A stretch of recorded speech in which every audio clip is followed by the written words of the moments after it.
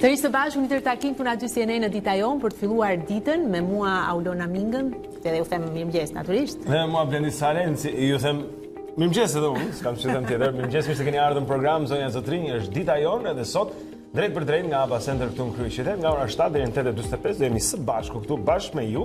Dhe këto janë disa prej temave kryesore që kemi sot në program. Sot në Dita Jonë do të flasim mbi disa prej lajmeve më të rëndësishme ekonomike të ditëve të fundit. Me kolegun ekonomist dhe biznesit Angelo Aruni, do të flasim për fenomenin e lëshimit të apartamenteve me qira përmes shërbimesh online si Booking apo Airbnb, si dhe disa tema të tjera të momentit që kanë të bëjnë me ekonominë natyrisht. Situata politike në vend mbetet e nder për shkak të refuzimit të opozitës që të marrë pjesë në zgjedhjet vendore të 30 qershorit, ndërkohë që mazhoranca nga ana e saj deklaron se nuk do të ketë asnjë lëshim lidhur me datën e zgjedhjeve, për të folur më shumë mbi skenaret që shtrihen para nesh dhe kostot e këtyre tensioneve për vendin. Ne kemi ftuar sot në program gazetarin e njohur Aleksandër Çipa, i cili na bashkohet pas pak në Dita Jonë. Pas 38 vitesh, ekipi i voleybollit të Partizanit ngre sërish trofeun e titullit kampion kombëtar. Në fillim të sezonit, trajneri Ylli Tomori hasi vështirësi të mëdha, por gjatë muajve djemtë e Partizanit ja dolën të formojnë një skuadër kampione. Sot pas gati 4 dekadash mungesë, Partizani është sërish në majën e voleybollit shqiptar. Dy nga djemtë e skuadrës do të vinë sot në program për të na treguar pikërisht për këtë eksperiencë të fundit dhe fitimin e titullit. Shfaqja Historia e kopshtit zoologjik e autorit Edward L.B. me regjinë e Eni Janit sapo uli si pari në teatrin kombëtar eksperimental Kujtim spa i vogël. Vepra ka në qendër tematikën aktuale të komunikimit mes njerëzve në shoqëri, në familje dhe kudo. E në shfaqje interpretojnë aktorët Gens Fuga dhe Kristian Koroveshi. Sot në studio do të kemi Eni Janin dhe Gens Fugën që vinë si regjisorja dhe aktori protagonist i kësaj shfaqjeje.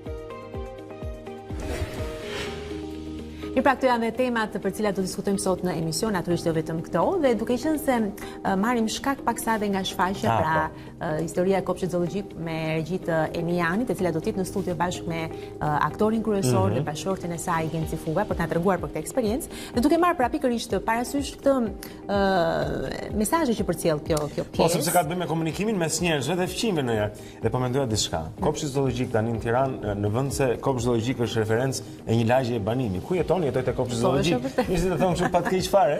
Edhe si do pse je kafsh, por jo, në fakt aty është një lagje e tërë dhe ke fqinj, janë fqinj të rinj, se ajo lagje nuk ka qenë aty. Me këta fqinjë të rinj ndonjëherë njihesh, ndonjëherë nuk njihesh, ndonjëherë janë, ndonjëherë s'janë, ndonjëherë lën apartamente me qira, edhe ti ke të bësh me njerëz pa njohur në ascensor. Po, sepse është pikërisht kjo pyetja që duam të ngrem sot në Facebook. Cila është marrëdhënia që ju keni me fqinjet? I njihni ata apo nuk i njihni fare? Pra, nëse dikur kemi qenë vërtet shumë të lidhur me njëri tjetrin, kanë qenë ato që ngelen edhe sot duken si batuta për brezin e ri, po që ku diun kërkoheshe, nuk e di, lihesh çelësi shtëpisë tek fqinji. Kërkoheshe farkosi që ndoshta për ata që janë përdorë frigoriferi fqinjit, telefoni fqinjit, po, dhe marrëdhëniet kanë qenë vërtet të ngushta, ndërsa sot si ka ndryshuar kjo marrëdhënie. Qëllon që i kemi thuajse të panjohur ata që jetojnë përballë nesh, sepse gjithë secili shikon është mbyllur në jetën e tij me të drejtë dhe pa të drejtë deri diku. Nuk është gjithmonë ashtu, ka dhe raste që vazhdojmë të kemi një harmoni, po themi ndër fqinjet, prandaj duam të pyesim ju. Unë vini në Facebookun tonë, na jepni juve historinë tuaj lidhur me fqinjet nëse keni, ndonjëherë edhe kritika se njerëzit çfarë s'kan parë me fqinj të çuditshëm, por pra në Facebookun e aty CNN zonja Zotrinj, ju mirëpresim sot me mesazhet tuaja, disa prej cilave do t'i lexojmë. Po, kanë ardhur disa në faqen e Facebookut në A2 CNN, pra në Facebook mund ta shkruani dhe të jepni opinionin tuaj. Mirë, ndërkohë tani do të kthehemi tek informacionet tona, do të lidhemi me studion e lajmeve. Kemi atje Erion Dushin si për herë. Erion, mirëmëngjes. Mirëmëngjes të dyve. Mirëmëngjes. Nuk e di, më vjen një pyetje për të thënë që si e ka emrin fqinjë yt, e di? Niko. Okay. Mirë, mendoja që do thoje nuk e di. E shikoj që e di. Te Nikoja çfarë, kështu kërkonte ti farën e kosit? Jo, farkosi. Ne thjesht përshëndetemi, mirëmëngjes dhe natën e mirë. Pakën e ke këtë pra, marrëdhënien korrekt. Kortezia është gjithmonë mes nesh. Mirë, kjo është e rëndësishme të paktën. Mirë, atëherë linja për ty dhe na informo. Faleminderit. Ashtu siç pothuajse çdo dekret tjetër të presidentit të Republikës, shumica parlamentare në Komisionin e Ligjeve rrëzoi atë të vetingut në polici, i cili sipas Ilir Metës ishte antikushtetues. Pretendimi i presidentit ishte se qeveria po kontrollon politikisht vetingun nëpërmjet shërbimit të çështjeve të brendshme, struktura që do të bëjë më pas verifikimin e të gjithë policëve. Por sa ndërlesha, ministri i Brendshëm i cilësoi absurde pretendimet e Metës në lidhje me këtë pikë. Partia Demokratike refuzon të bëhet pjesë e Komisionit për Reformën Zgjedhore. Në një letër të sekretarit të përgjithshëm të SEL-is Blu Gazmend Bardhi thuhet se në komision janë edhe deputet që janë pjesë e dosjeve të prokurorisë për blerje votash. Edhe pse nuk e emërton në letrën e tij, demokratët kanë vënë akuzë bashkëkryetarin e Komisionit të Reformës Zgjedhore Damian Gjiknuri për blerje të votave në Dibër. Demokratët paralajmërojnë në letër se nuk do të njohin ndryshimet e një komisioni pjesë të cilit nuk janë vetë. Shpërthimi i një mine në një bazë të NATO-s në Letoni mori jetën nëntetares shqiptare Zarife Hasanaj dhe ka lënë të plagosur 2 ushtarak të tjerë shqiptar. Viktima ishte pjesë e misionit të forcave të armatosura shqiptare në kuadër të NATO-s për demontimin e lëndëve dhe municioneve shpërthyese. Ushtarakët letonez u shprehen se ka nisur një hetim i gjithanshëm për ngjarjen e rëndë, ndërsa përjashtuan mundësinë e një sulmi ushtarak. Ka rritur në 100 numri personave që u paraqitën për ndihmë mjekësore në spitalin e Bulqizës, këtë të hënë me simptoma të elmimit. Gati gjysma e personave të prekur janë fëmijë. Autoritetet dyshojnë se elmimi i banorëve të qytetit të vjetër në Bulqizë mund të ketë ardhur nga uji që kanë pirë, por ende nuk ka një përgjigje zyrtare të analizave. Presidenti i Serbisë, Aleksandar Vučić, tha se Kosova do ta fitojë pavarësinë në të gjithë territorin e saj në të ardhmen, jo se ai do ta njohë atë, por sepse dështoi ideja për kompromis. Vučić shtoi se shpallja e një anshme e pavarësisë nga Kosova në vitin 2008 u ndihmua nga qeveria serbe asaj kohe, pasi sipas tij u treguan idiot duke kërkuar opinionin e gjykatës ndërkombëtare të drejtësisë. Vučić pohoi gjithashtu se plani i tij përqendrohej kryesisht te korrigjimi i kufive. Kaq për këtë hapësirë të parë informative. Faleminderit për vëmendje dhe mirupafshim. Faleminderit Erion.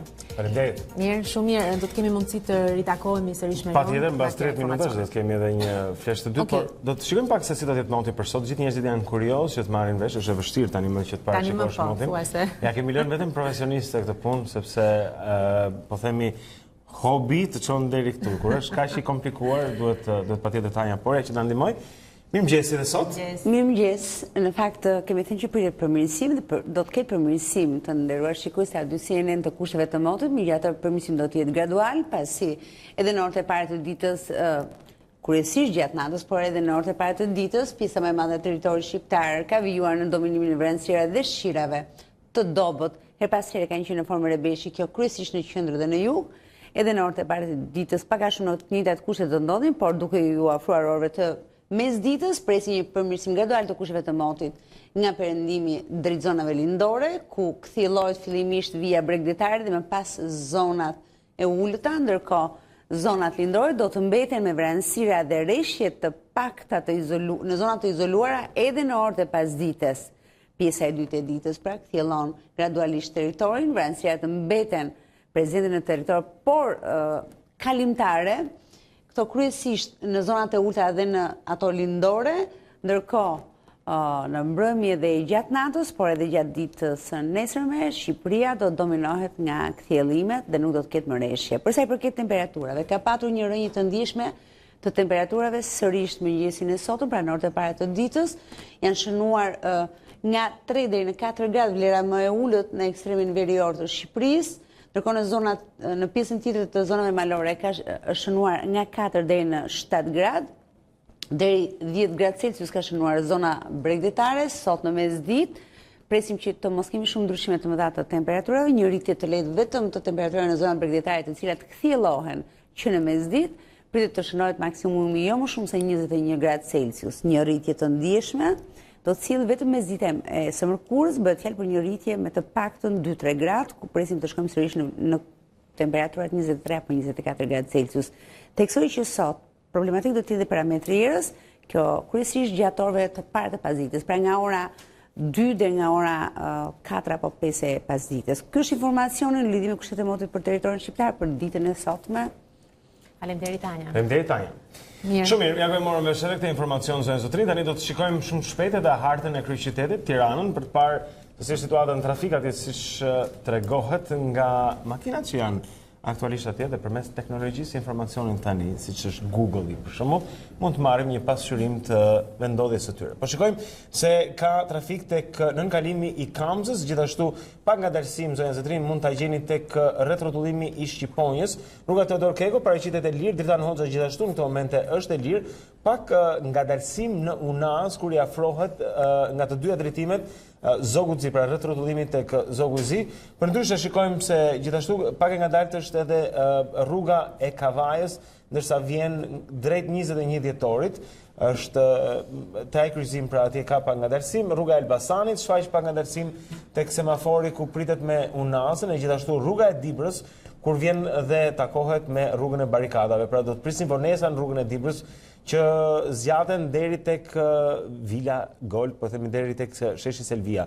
Në këto momente ka dhe pak trafik zonën Zotrin në rrugën Xhenfizë Keko, është pra vazhdimi i rrugës Hoxha Tasim drejt lindjes, por përndryshe qyteti duket ende në të gjelbër, që tregon se qarkullimi është i lirë atje, pak vonesë shikojmë edhe tek rajoni policisë numër 4, pra lart në zonën e Kino Studios, përndryshe pastaj Tirana është ende e qetë në këto momente, siç ju a shpjeguam në këtë hartë. Mirë, shumë mirë. Ndërkohë tani vazhdojmë të marrim informacionet tona, lidhemi sërish me studion e lajmeve, kemi atje Kris Martiron për të marrë të tjera informacione kanë bërë me sportin natyrisht. Po sigurisht kanë bërë me sportin, me Champions që është sot. Mirëmëngjes Kris. Mirëmëngjes Aulona, mirëmëngjes Blendi. Linja për ty. Mirë, Champions do të luajë sot sfidën e parë të kthimit në fazën të gjysmëfinale. Përballen sërish Liverpool dhe Barcelona, por këtë herë përveç avantazhit të 3 fish të katalanasve nga ndeshja e parë, anglezët do të zbresin në fushë të gjymtuar pasi edhe sulmuesi egjiptian Mohamed Salah u dëmtua në ndeshjen ndaj Newcastle. Në kampionat duke i kompromentuar në maksimum shanset e The Reds për një përmbysje të mundshme. Barcelona ndërkohë duhet të bëjë kujdes sipas trajnerit Valverde, që gjatë gjithë kësaj jave i ka kujtuar publikut eliminimin e hidhur të një viti më parë nga Roma, teksa kryesonte 3-0 në ndeshjen e parë çerek finale. Manchester City është vetëm një fitore larg titullit kampion në kampionatin anglez. Citizens arritën të mposhtin edhe Leicester City duke rimarrë sërish kreun e klasifikimit me një pikë më shumë se rivalet direkt të Liverpool. Mbrojtësi Kompani ishte heroi i Cityt me super golin e tij, që i mjaftoi skuadrës për të marrë 3 pikët e nevojshme. Në javën e fundit të besuarit e Pep Guardiolës përballen me Brighton, ndërsa Liverpool do të pres Wolves në shtëpi. Të kuqt e Jurgen Klopp mund të shpallen kampion vetëm në rast fitoreje edhe nëse Manchester City nuk del me pikë të plota nga takimi në transfert. Ndërkohë në kampionatin italian, Milan fiton me drithërimash ndaj Bolognas dhe ruan shpresat për arritjen e Ligës së Kampionëve. Kuqezin të Gattusos ja dolën të triumfojnë me rezultatin e ngushtë 2-1, edhe pse në disavantazh numerik për më shumë se 20 minuta pas daljes me karton të kuq të sulmuesit Paketa. Suso dhe Borini shënuan për Milan, ndërkohë që Destro shkurtoi shifrat për Bolognën. Nuk mungoi as tensioni në minutat shtesë të ndeshjes, atje ku edhe 2 lojtarë të Bolognas u dërguan në dhomat e zhveshjes pas ndëshkimit me të kuq. Kuqezin mbeten në vendin e 5, 3 pikë larg vendit të 4, ndërsa Bologna ende nuk e ka siguruar mbijetesën në Serie A. Ishin këto zhvillimet shkurt për këtë hapësirë të parë sportive. Faleminderit Kristin. Megjithatë, Kris, meqense je këtu, dua ta dish, paktën dua të jemi korrekt nëse e kemi Kristin sërish, dua të komunikojmë edhe pak me të. Jo, dua që Kristi ta di që ne pak më vonë do të kemi fituesit e voleybollit. Do të kemi zënë trajnerin e ekipit kampion Kris të Partizanit, e gjithashtu kapitenin e asaj skuadre. Atëherë, e themi këtë, nëse mund të themi.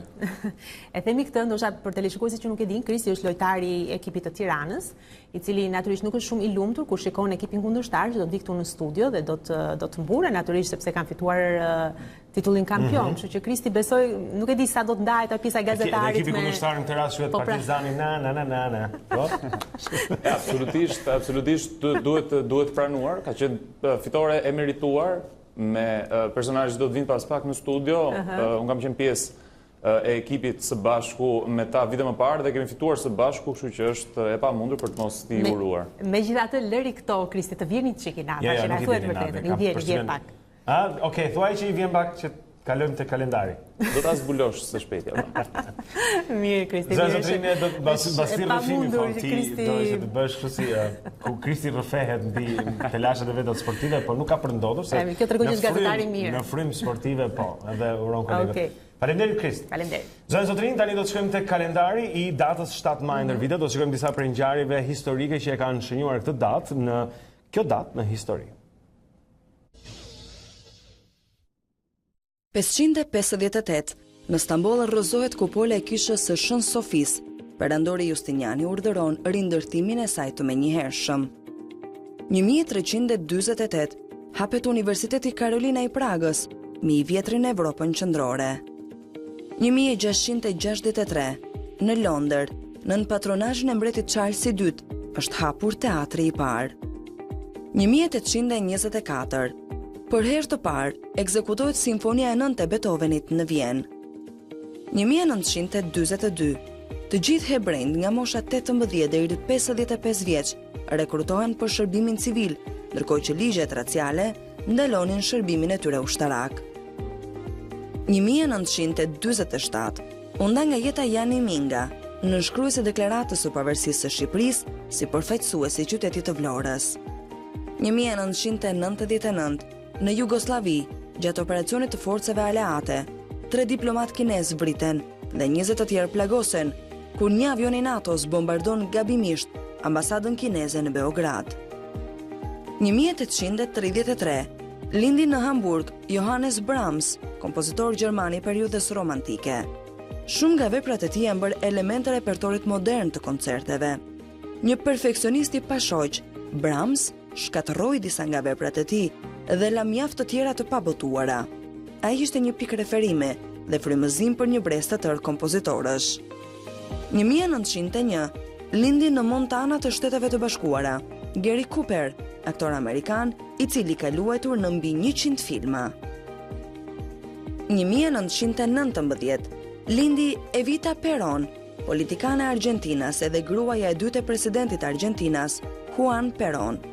Në vitin 51, Evita pranoi emërimin e saj për t'u zgjedhur zëvendës presidente e shtetit Argentinës. Kjo gjë çoi në debate të shumta në rangjet e larta të ushtrisë dhe klasës së pasur argentinase. Gjendja e saj shëndetësore u rëndua ndjeshëm përpara se të zbulohej, sa ajo vuante nga kanceri, sëmundje e cila i mori jetën në 26 korrik 1952.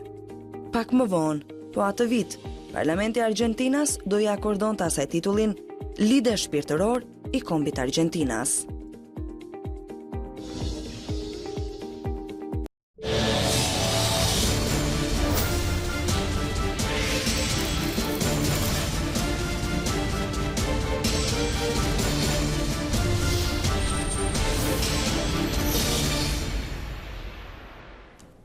Rikthehemi edhe një herë këtu në Dita Jonë, zonja Zotrin në ekranin e A2 tani për të parë disa prej titujve kryesor të mediave online. Do të fillojmë me faqen e televizionit tonë, si çdo mëngjes, është A2 Po jemi me faqen A2 ku në qendër të vëmendjes kemi pikërisht dhe presidentin Meta, i cili ka kthyer në detyrë Mynir Konin, pra është ky lajmi kryesor që gjendet në faqen e parë të televizionit ton.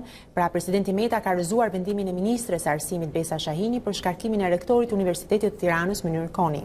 Vendimi është publikuar dhe në faqen e presidencës, kundër të tjera, nga arsyetimet pra dhe të vetë presidentit, thuhet se pra për gjitha rastet që ai parashtron, nuk është kryer, pra gjithçka nuk është kryer në mënyrë objektive, shtëruese, proporcionale dhe transparente, pra me sa duket ka mangësi nga gjithçka që pra ato arsyet pra që ka renditur dhe Ministria e Arsimit për të shkarkuar Mynir Konin, dhe me sa duket këto kanë qenë të pamjaftueshme për presidentin dhe ai e ka kthyer atë sërish në detyrë. Por ndër të tjera mund të lexoni në faqen e televizionit ton edhe të tjera lajme që kanë të bëjnë për shembull në ditën e drinit, art kundër ndotjes plastike të lumit, por gjithashtu mund të lexoni zgjedhjet lokale, çupi, qytetarët pa karta identiteti, është rritur tarifa. Abilekaj, ikja e Ramës s'është zgjidhja magjike, të rregullohet sistemi. Mund të lexoni gjithashtu për pezullohet stërvitja në bazën e NATO-s në Letoni, koloneli nuk ishte sulm. Por mund të lexoni gjithashtu nga arena ndërkombëtare, Papa mesazh shkupit vit për të promovuar bashkëpunimin e solidaritetit. Ambasada e Shtetit Bashkuar të Amerikës, nderojmë sakrificën e Hasanajt, pra këto dhe të tjera mund të lexoni në faqen tonë, por më në brendësi, nëntetarja humbi jetën në misionin e parë të saj në NATO. nga politika sërish, bojkoti parlamentar, Topalli Ristani fitojnë me gjyq lekët e rrogave dhe dietave. Mund të lexoni gjithashtu me armë e të maskuar grabisin banesën në Korçë. Ky ka qenë dhe lajmi i orës së fundit mbrëm, pra dhe që ka qenë i pasqyruar në faqen e CNN. Por mund të lexoni gjithashtu dhe mund të rishikoni sërish edhe gjithçka që ka të bëjnë me kronikat e lajmeve, me të ftuarit e programet tona dhe gjithçka pra që është transmetuar mbrëm në A2 CNN, pra gjithçka është e pasqyruar në faqen tonë, mund të klikoni në të tëra kronikat edhe të kuptoni se çfarë ka ndodhur në realitetin tonë. Do shkojmë tutje tek panorama zonë zotrin, shikojmë disa prej titujve kryesor në këtë gazetë në këto momente, dhe këta janë: Milva Ikonomi flet për kandidaturën si kryebashkiake e Durrësit. Është deputetja e Partisë Socialiste Milva Ikonomi, e cila është pyetur në emisionin Open nga gazetarja Eni Vasili mbi zërat që kanë dalë se ajo do të kandidojë pra për Durrësin. Një video e adoleshentit shqiptar që qellohet me armë gjatë grabitjes dhe kamerat që kanë kapur momentit kur shokët e kanë braktisur, pra është një tjetër ndër tituj që do të lexonin tek Panorama. Gjithashtu janë 200 anëtarë të LTK-s të ekzekutuar pas lufte. Berisha Thaçi të shkojë në Hag dhe të pastrohet. Është ish kryeministri Sali Berisha, i cili ka përsëritur akuza ndaj presidentit Hashim Thaçi si argat i Beogradit. Emisar të Miloševićit më kanë ardhur me harta për ndarjen e Kosovës. Berisha zbulon të pathënat kur ishte president, është një tjetër titull që gjeni sot tek Panorama. Ndërkohë, praktisi politikën, Malaj flet për konfliktin me Partinë Socialiste, kërkova refuzimin e rolit të disa personave në parti. Është çfarë ka deklaruar ai, ndërkohë gazetarja e Deutsche Welles Merkeli është pro negociatave, por ja kush e vendos. Ndërkohë më tutje tek Panorama lexojmë: I biri politik i Saliut, Berisha i përgjigjet akuzave të Ramës për partinë e Patozit. Këto janë disa prej titujve politik në këtë gazetë, ku mund të themi 6 ndër 9 ishin me zotin Sali Berisha. Mirë, eci më tej jemi tek Gazeta Shqiptare dhe faqja e saj online në këtë mëngjes. Kundër të tjera mund të lexoni: vendimi i qeverisë rritje pensionesh për 665.000 pensionistë në vend. Por mund të lexoni gjithashtu: heqja e tabelave në gjuhën greke, Ragonorama do të vjen prap. Sotirash Lako, ulluesit e gjakut në praktikën e përditshme mjekësore, pra janë disa prej shkrimeve, shoqërojnë 8 persona në masa të repta sigurie, ja çfarë ndodhi me superaksionin në Sarand. Eci më tej angazhimi politik, pse Meta doli kundër Ministrisë së Arsimit për Mynir Konin. Vdekja e Zarife Hasanaj, Letonia, të paqartë si ndodhi, familja do dëmsh përblehet, por mund të lexoni gjithashtu aksioni i policisë në Sarand, në pranga edhe futbollisti. Vdekja e efektive së forcave të armatosura, reagon kryeministri i Letonisë. Agjencia e Kadastrës 105 milion lek për 300 pronar. Mund të lexoni gjithashtu edhe të tjera lajme. Shoqërohen 8 persona në masa të repta sigurie, ja çfarë ndodhi me superaksionin në Sarand. Pra këto dhe të tjera edhe opinione në brendësi të gazetës shqiptare në këtë mëngjes në faqen e saj online. Dhe ne vazhdojmë më tej me një tjetër të përditshme. Shkojmë tutje tani, shikojmë tek exit.al zonë zotrin. Rama pranon mosapjen e negociatave në qershor të 2019-s. Zburon gënjeshtrat e vitit të fundit, është njëri ndër shkrimet politik tek Exit në qendër. Ndërkohë Erdoani anullon fitoren e opozitës në Stamboll. Përsërit votimin është Komisioni i Lartë i Zgjedhjeve në Turqi, pra që ka anulluar zgjedhjet lokale të Bashkisë së Stambollit, ku më 31 mars fitoi kandidati i opozitës Ekrem Imadoglu.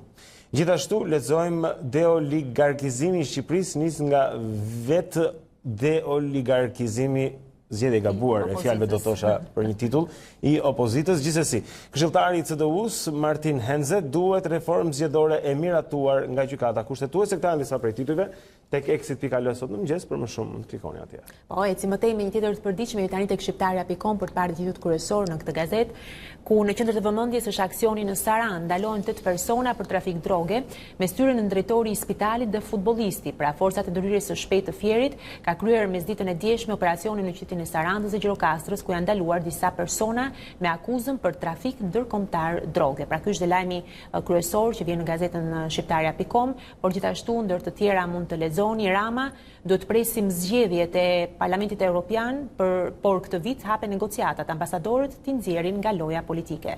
Mund të lexoni gjithashtu të tërësoj pronat përmes falsifikimeve, pra ngoset i shkreu i komunës së Kasharit. Rama rëfe negociatat me Greqinë për kufirin detar. U ngrit furtun, por tabelat në finish do rivendosen sërish nesër. Pra kjo është dhe deklarata e kryeministrit. Vdes ushtarakja shqiptare gjatë misionit të NATO-s në Letoni plagosen majori dhe reshteri. Mund të lexoni gjithashtu edhe të tjera lajme nga aktualiteti. Bombë ushtarit të Met Kananit, mirëditori me fëmijët, shpëtojnë për mrekulli, rjasi e zbuloi.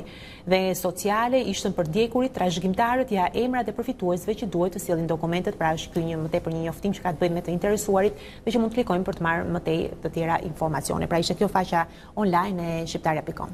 Mirë, më tuti do të shkojmë tek Java News, do të shkojmë disa prej titujve tek kjo e përditshme zonën zotrinj. Rama apel ambasadorëve mos lejoni që negociatat të kthehen në lojë me zjarrin, është titulli kryesor dhe qendror tek Java News sot në mëngjes. Ndërkohë, arrestimi 8 personave në Sarandë, mes tyre edhe zëvendës drejtori i spitalit, titulli i dytë.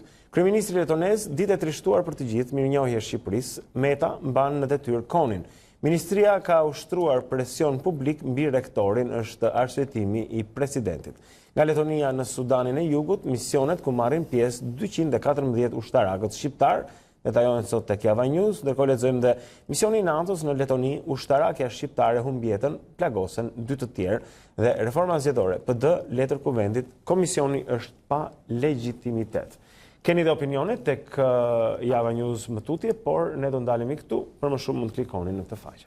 Eci më tej për të parë të tjera lajme, jemi tek reporter.al dhe tek faqja e saj kryesore. Denoncimet i hapin telashe gjyqtarit Fuad Vjerda.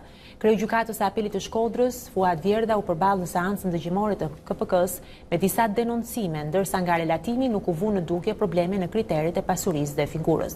Mund të lexoni gjithashtu nga vendi, KPA mbyll shqyrtimin gjyqësor për prokuroren Rovena Gashi. Skeda e pasurisë së deklaruar, Fuad Vjerda pra kryetari i Apelit të Shkodrës, rritet numrit e elmuarve në Bulqiz, autoritetet ende pa përgjigje.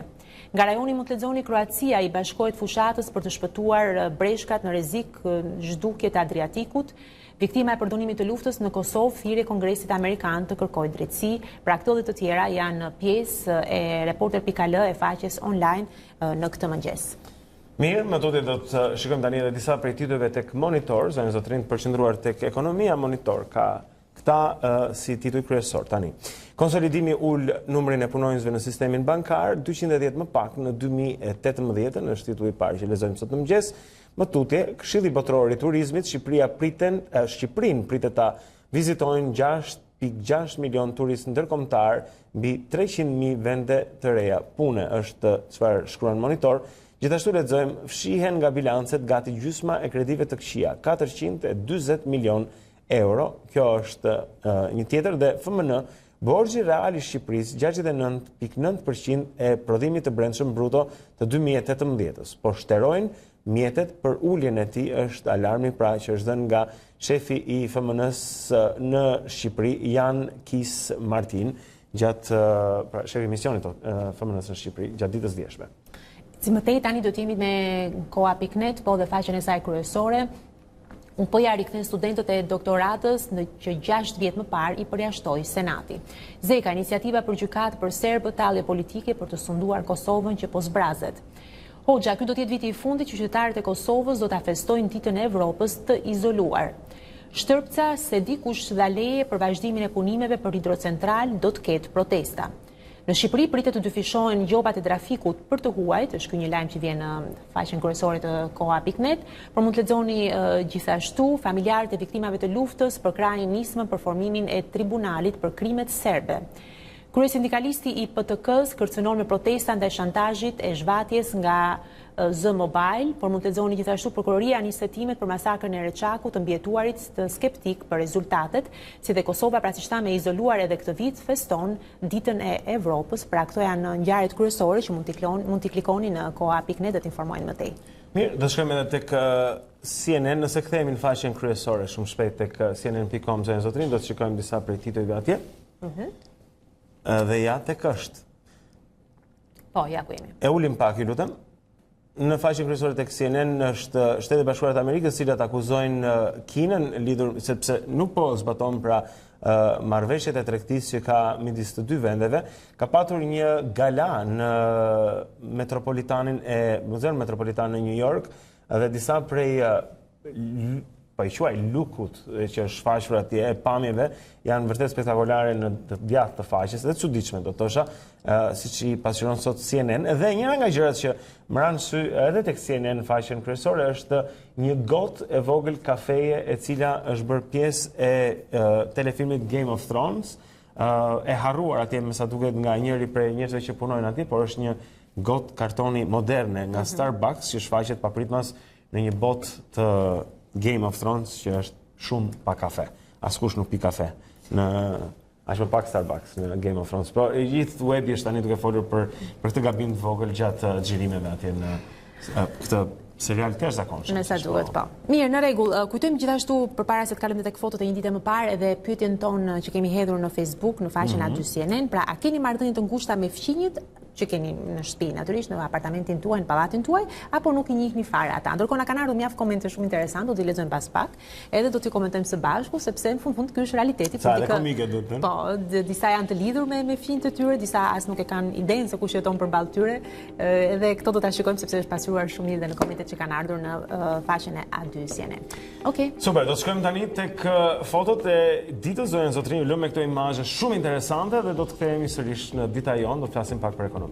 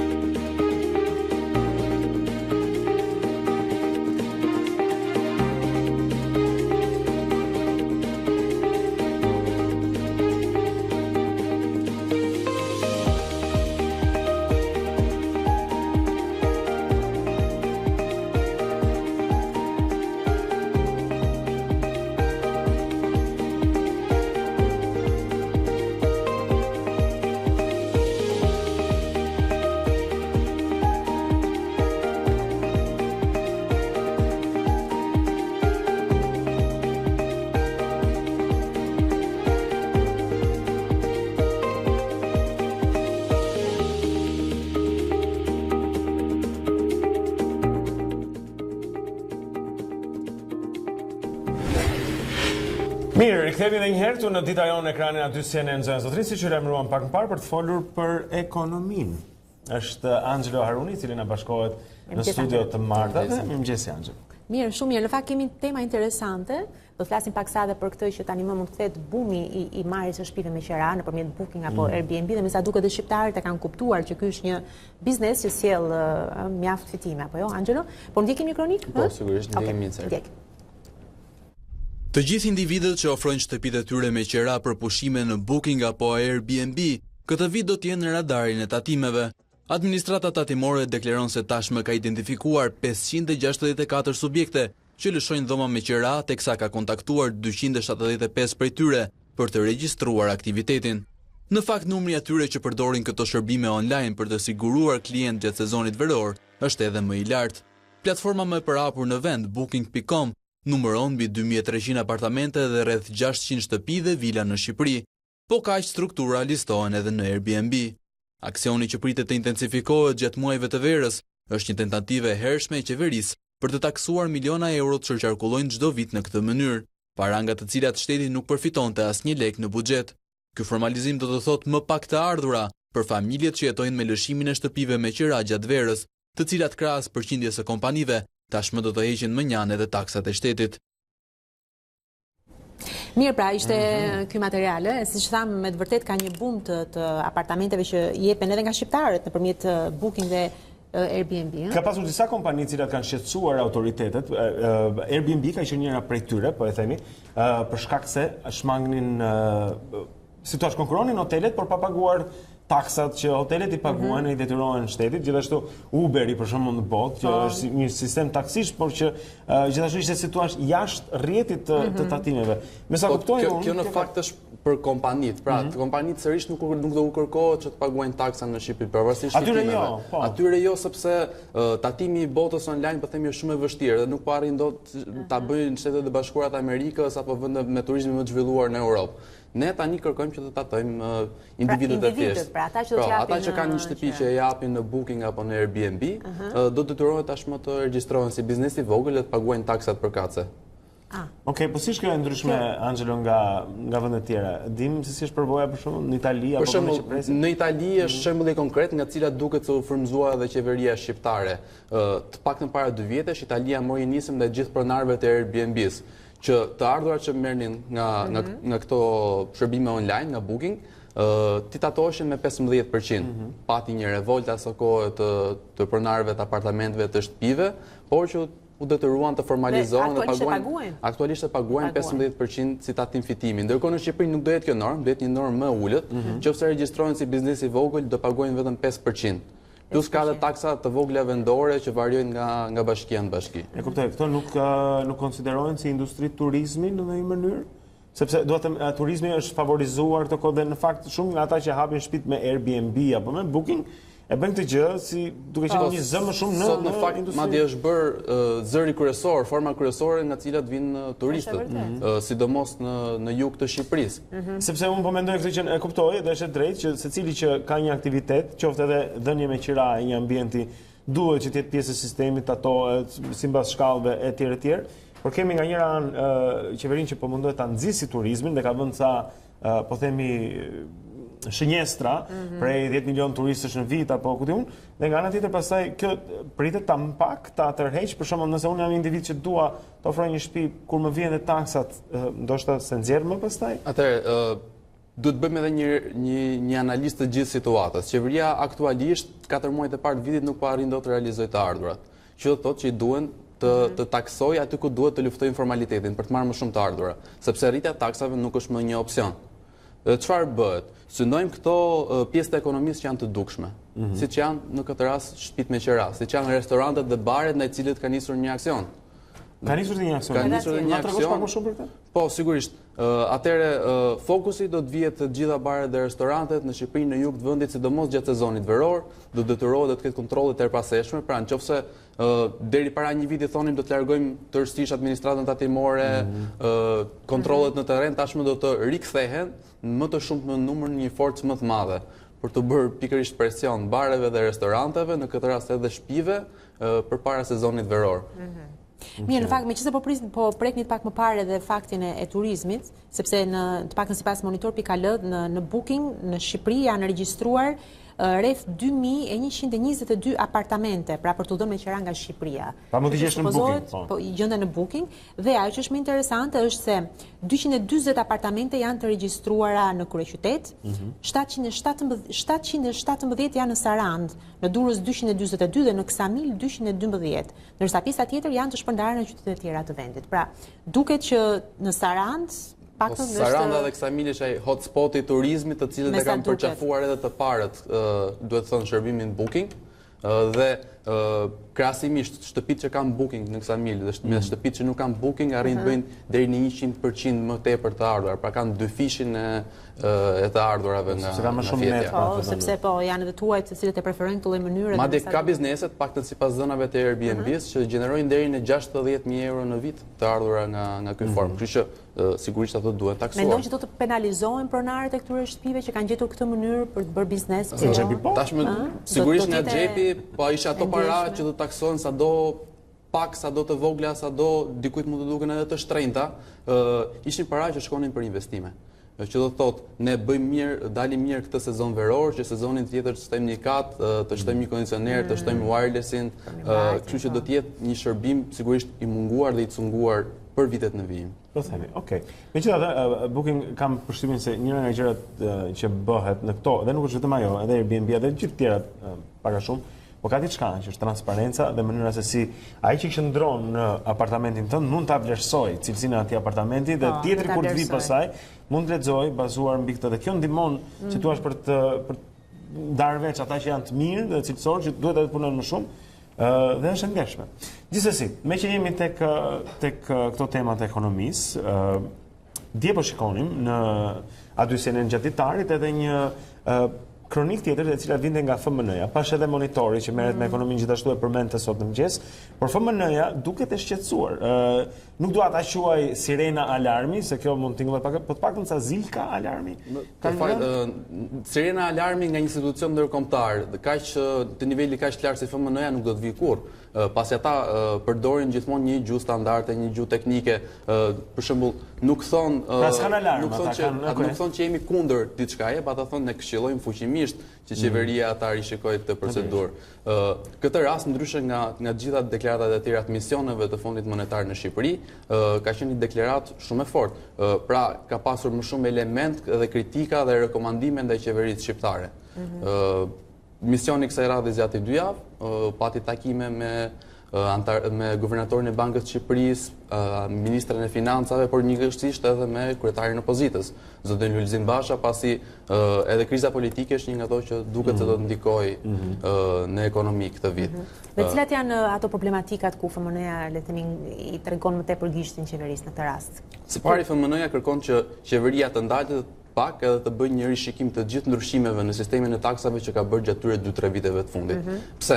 Sepse sipas FMN-s është bërë një sistem tepër kompleks. Pra kemi kategori që paguajnë 6% të VSH, kategori që paguajnë 20%, një mori ndryshimesh dhe lehtësirash dhe njëkohësisht është ulur baza e tatim paguesve. Çfarë do thotë kjo? Që duke bërë këto lëshime, qeveria faktikisht ka më pak ka një pishin më të vogël të themi se ku mund të grumbulloj të ardhurat.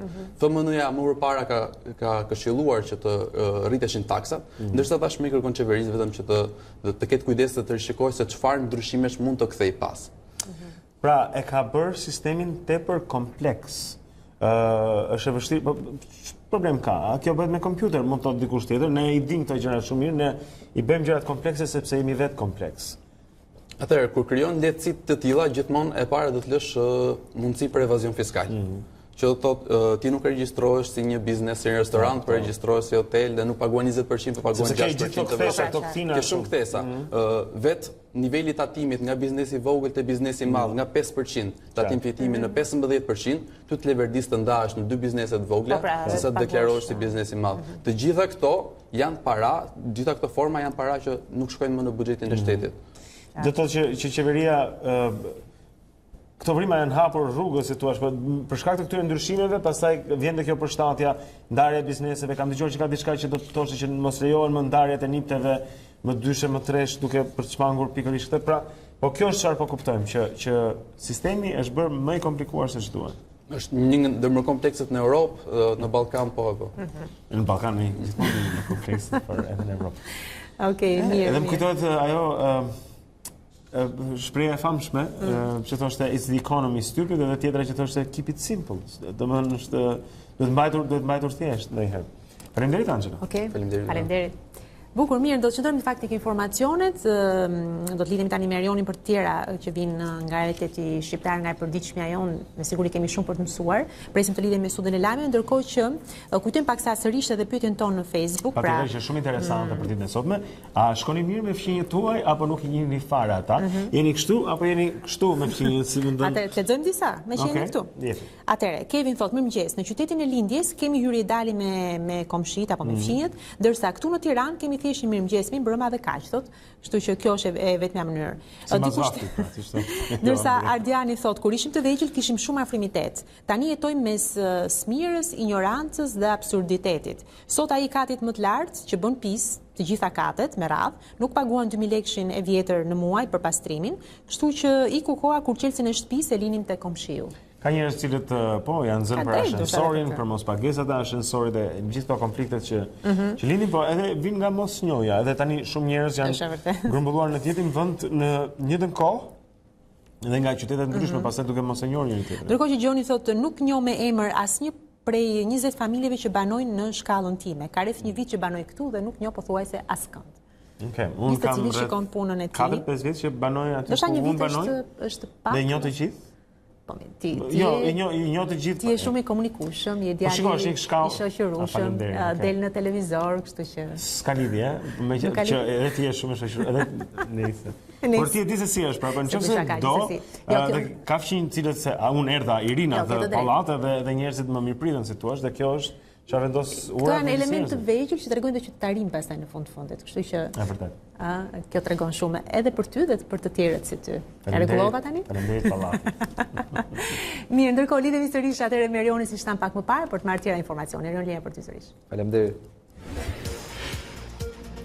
Deri në 15 vjet burg do të dënohet çdo prodhues, importues apo shitës që tregton ushqime të rrezikshme për shëndetin apo mashtron me përbërjen e tyre. Kjo është një nga masat që propozohet për ndryshim në Kodin Penal në lidhje me sigurinë ushqimore gjatë një tryeze me grupet e interesit. Kryeministri Rama prezantoi paketën e masave. Deri në 15 vjet. Dhe ajo që është më e rëndësishme është që do të shoqërohen edhe herë me heqjen përfundimtare të lirisë për të marrë me atë lloj aktiviteti dhe mbasi të dalësh nga burgu. Me gjobat përkatëse për dëmet e shkaktuara ndaj konsumatorëve dhe po diskutojmë edhe sekuestrimin e të gjitha aseteve. Mënyrkoni është rasti i parë një rektori të pezulluar në Universitetin e Tiranës nga Ministria e Arsimit, por kthehet brenda afateve ligjore në detyrë nga Presidenti i Republikës, siç e përcakton Ligji i Arsimit të Lartë. Kreu i shtetit rrëzoi kërkesën e ministres Shahini për pezullim duke dekretuar vijimin e detyrës së rektorit Koni në krye të universitetit. Në 8 faqe për mbledhje të gjetjeve dhe vlerësimeve, presidenti Meta ndër të tjera thekson se Ministria e Arsimit ka vepruar në shkelje me ligjin dhe kushtetutën. Vendimi i pezullimit ishte politik dhe cënon autonominë e institucioneve të arsimit të lartë, thuhet në deklaratën e presidentit të Republikës. Gjykata e apelit administrativ mbylli në favor të ish deputetëve të Partisë Demokratike Josefina Topalli, Arben Ristani për balljen e tyre me Kuvendin e Republikës. Vendimi i apelit detyron Kuvendin t'i paguaj 453.000 lekë ish-kryetares së dikushme të institucionit Josefina Topalli dhe 615.000 lekë Arben Ristanit për rrogat dhe dietat e padhëna gjatë kohës që bojkotonin parlamentin në periudat korrik 2014 janar 2015 dhe shkurt qershor 2017. Misioni i Fondit Monetar Ndërkombëtar ka mbyllur vizitën 2 javore në Tiranë duke dalë në një qendrim të prerë për qeverinë shqiptare ndaj së cilës ka pasur jo pa kritika. Fondi Monetar ka rishikuar me ulje rritjen ekonomike për këtë vit duke zbritur në 3.5%. Kjo vjen si pasojë e prodhimit më të dobët të energjisë dhe shtimit të rreziqeve nga partnerët ndërkombëtar, ndaj ajo laj një sër detyrash qeverisë, si ulje e borxhet që llogaritet në 69.9%, ndalimin e të gjitha kontratave të partneritetit publik-privat, si dhe kujdes me draftin e qeverisë për krijimin e korporatës së investimeve shqiptare. Depozitat deri në 2.5 milion lek janë 100% të siguruara nga bankat. Gjatë raportit vjetor në Komisionin Parlamentar të Ekonomisë, drejtori i përgjithshëm i Agjencisë së Sigurimit të Depozitave, Genci Mamani, tha se 94% e depozituesve janë plotësisht të siguruar nga Fondi i Sigurimit. Mamani ka shpjeguar se depozitat në lek u rritën ndjeshëm kundrejt atyre në euro gjatë vitit të shkuar dhe qëndrojnë në raportin 60% me 40%. Kaq dhe për këtë hapësirë të dytë informative. Bashkë mirupafsh. Shpëqyshëm, faleminderit Erion. Ishte Erion Dushi, zonja Zotrin, kolegu ynë me fleshën e dytë informativ për sot. Gjë që na çon tani edhe tek e dyta herë që të takojmë Tanja Porja këtu për parashikimin e motit për ditën e sotme, jo vetëm për territorin shqiptar, por rajoni dhe më gjerë. Do ta zërim pra hartën e motit në këtë takim dytë. Tanja, fjala është për ty. Në fakt, ashtu si kurse dhe dje dhe sot, në fakt, pjesa më e madhe kontinenti evropian dominohet nga moti i kthjellët, vranësirat dhe rreshtet janë fokusuar në Europën juglindor dhe kryesisht në gatishmërinë e Ballkanit. Gradualisht ato do të zhvendosen më në lindje drejt ekstremit verilindor të Ballkanit, që i bie të jetë verilindja e Rumanisë dhe pjesa tjetër Ukraina dhe zonat lindore të kontinentit.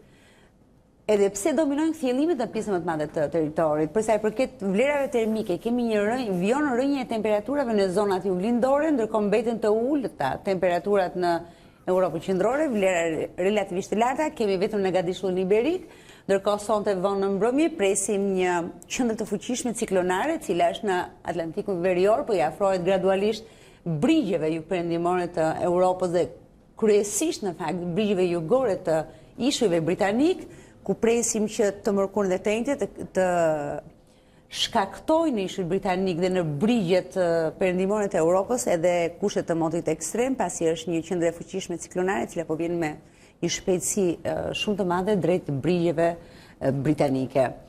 Tham që Ballkani është po mbet pjesërisht me vranësira dhe me shira, do të mbetet edhe gjatë ditës së sotme në vlera relativisht të ulta, ku në pjesën në zonat malore të Ballkanit dhe më në brendësi të Ballkanit ka patur rreshje dëbore, vijojnë dhe sot rreshjet e dëborës në zonat malore në veri të Bullgarisë si edhe në zonat lindore të Rumanisë. Ky është informacioni në lidhje me kushtet e motit për Europën, por më në detaj për gadishullin e Ballkanit që është dhe rajoni ynë. Shumë mirë, e morëm në informacion. Faleminderit Tanja. Mirë, në rregull, është ora 7:52 minuta, përpara se të lidhemi me Kris Martiron për tjera informacione nga sporti, jemi një vështrim edhe tek trafiku në këtë moment. Patjetër, kjo është edhe ora e pikut për sa i përket trafikut në kryeqytet, zonjën e Zotrin ku edhe bëhet me ngadalje, siç mund të shikojmë edhe nga harta, ngjyra e kuqe, portokallia dhe vishnja tregojnë trafik ngadalë, ndërkohë që e gjelbërta natyrisht është diçka që lidhet me shpejtësinë atje. Por shikojmë unaza e re, rruga Teodor Keko është e ngadalë në këtë moment, sidomos dalja nga Tirana. Hyrja, pra ardhja drejt jugut në Teodor Kekon, jo dhe aq keq. Shikojmë pastaj se kemi zonën e Ysberishtit në rrugën e Kavajës atje drejt kombinatit, pra do të gjeni ngadalësime. Gjithashtu shohim rrugën Dritan Hoxha që është e ngadalt, por jo tepër keq. Krahasuar me ditë tjera mund të themi se është më normale sot, dalja nga Tirana ende me të gjelbër në rrugën Dritan Hoxha, kjo është shenjë e mirë. Don Bosco ka vështirësi në daljen në Unaz, do të prisin gjatë atje. Praktikisht për të gjithë gjatësinë e rrugës Don Bosco nga semafori në një shkolon pra drejt Unazës. Rruga e Kavajës drejt 21 dhjetorit është me ngarkesë, edhe kryqëzimi tek bloku Vasishanto me ngarkesat normale të kësaj dite të zakonshme. Shikojmë se e ngarkuar dhe e ngadalt është edhe rruga e barikadave zonja Zotrin, duke nisur nga Unaza e deri tek rruga Elbasanit, pra i gjithë aksi i rrugës barikadave është i ngadalt, rruga e Dibrës sidomos kur pritet me rrugën e barikadave. Ngadalësinë do të gjeni tek rruga Hoxha Dasim, rruga Qemal Stafa është ngadalt dhe ngjitja lart qendra spitalore universitare Nën Tereza, rruga drejt Kion Studios do të ketë ngadalësi atje. Ndërkohë që shohim edhe në Unazën e poshtme, jo keq, po themi tek Ministria e Jashtme, ardha nga Bryli drejt qytetit, pasi vonesat kanë qenë tek kryqëzimi i rrugës Bardyl me rrugën Hoxha Dasim.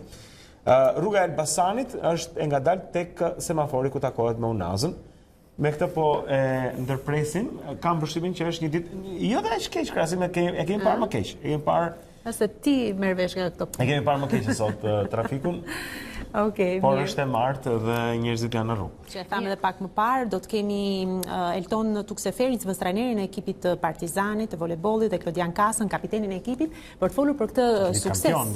Po, mbas 38 vitesh vërtet një sukses që ja vlen të komentohet edhe të shikojmë se cilat janë dhe mbresat që kanë të dy sportistët na ndajnë këtu me ne në studio. Po, shpresojmë tani që të jenë ende modest, mos i ketë dhëur ky sukses. Megjithatë, zonë Zotrin, patëm vajzat para një jave, vajzat e Partizanit që gjithashtu fituan kampionatin kombëtar. Tani dim të kanë radhën. Bravo, po ka qenë viti i tyre. Po, viti mbar me sa duket. Mirë, ndjekim sërish fotot e një ditë më parë dhe më pas do të jemi këtu për të folur për voleybollin dhe për Partizanin natyrisht.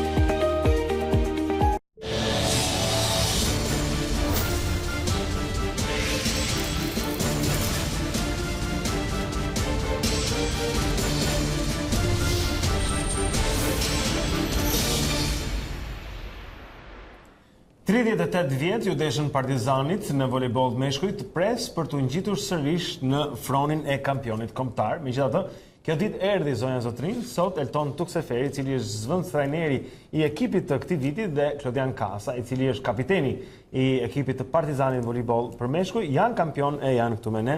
Çuna mirëmëngjes edhe urime për sukses. Vërtet urime. 38 vite. Pse do të priste kaq gjatë Partizani për të fituar këtë titull? Elton? Po... Ka që vështirë ishte?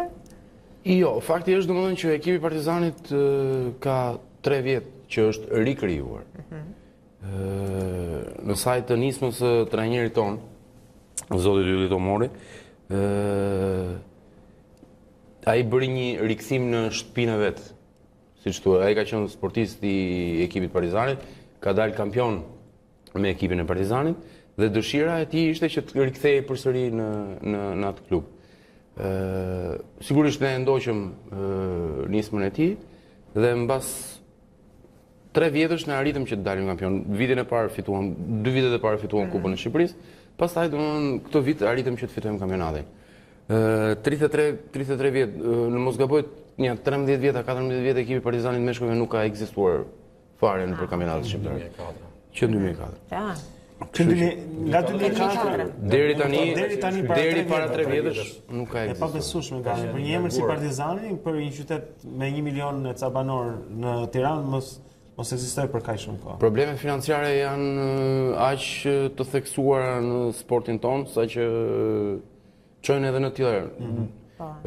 Siç ishte Partizani, është aktualisht Dinamo që është shuajtur fare si me meshkujt si me femrat. Janë 2 ekipe domethënë që historike të voleybollit shqiptar. Veçanërisht Dinamo që ka pasur sukses të madh. Klodian, cila ka qenë pika më e forte e ekipit tuaj? Pse pikërisht ekipi juaj arriti të merrte të sinte vendin e parë, le të themi kështu?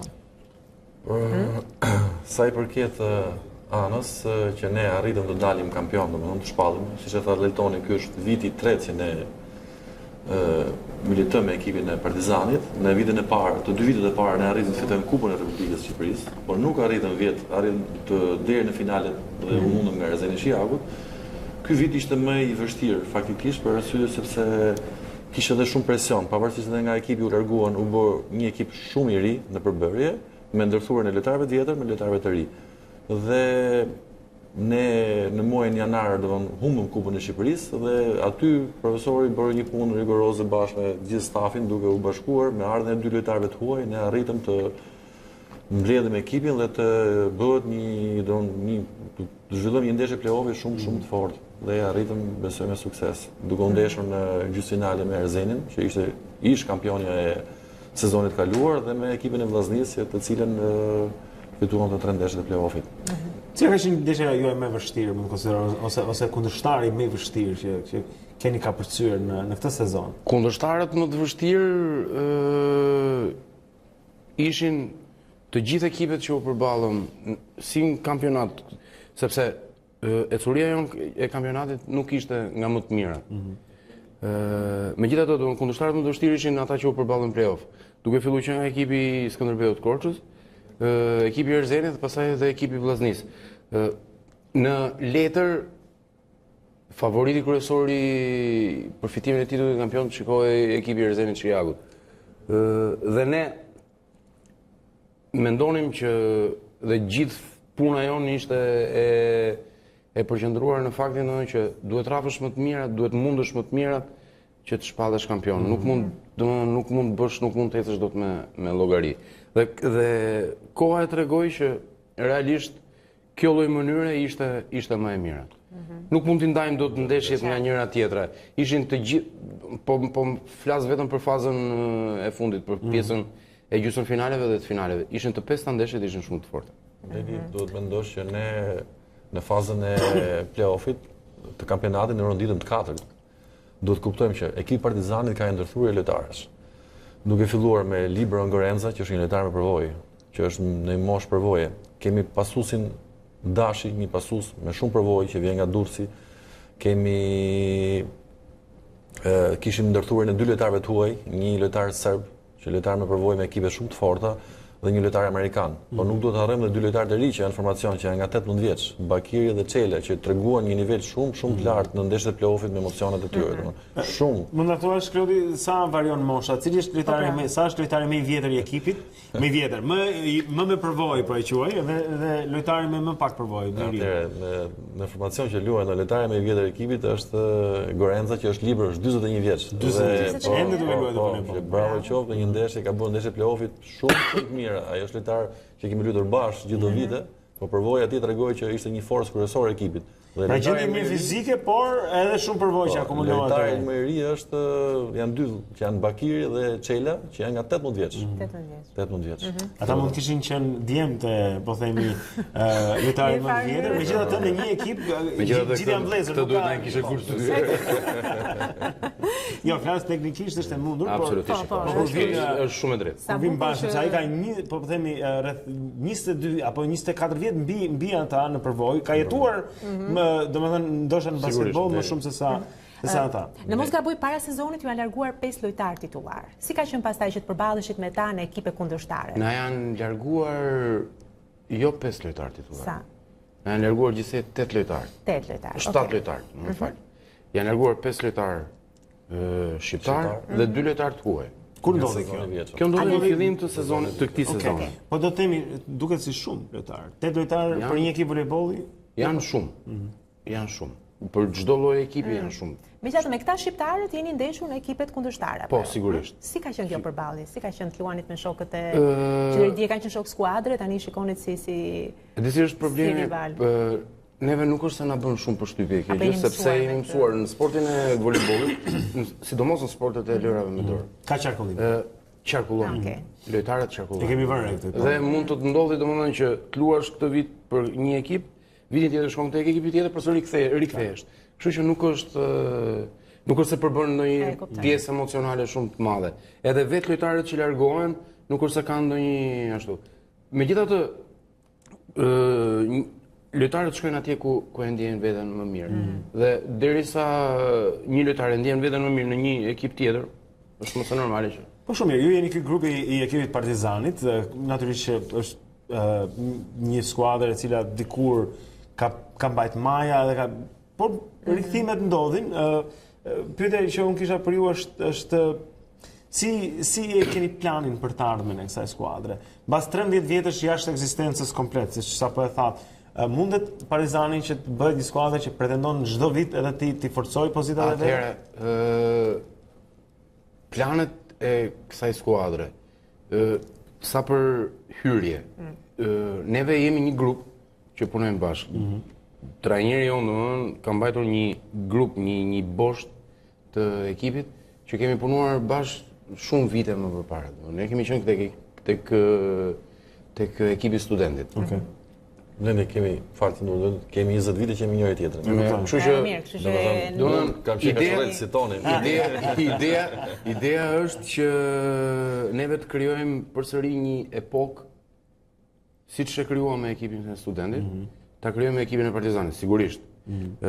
Padash me mohu vlerat e një ekipi siç ishte klubi studentit, Partizani ka një emër tjetër. Dhe normalisht impakti me publikun, impakti me të gjithë jetën sportive është markë sportive.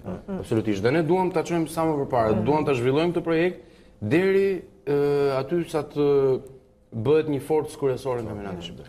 Padyshim që merita kryesore është e profesor Yllit, që ishte iniciatori i kësaj ringritje të Partizanit, për arsye sepse ne të gjithë siç ishim studentë kaluam me Partizani. Por rezultatet do vinin.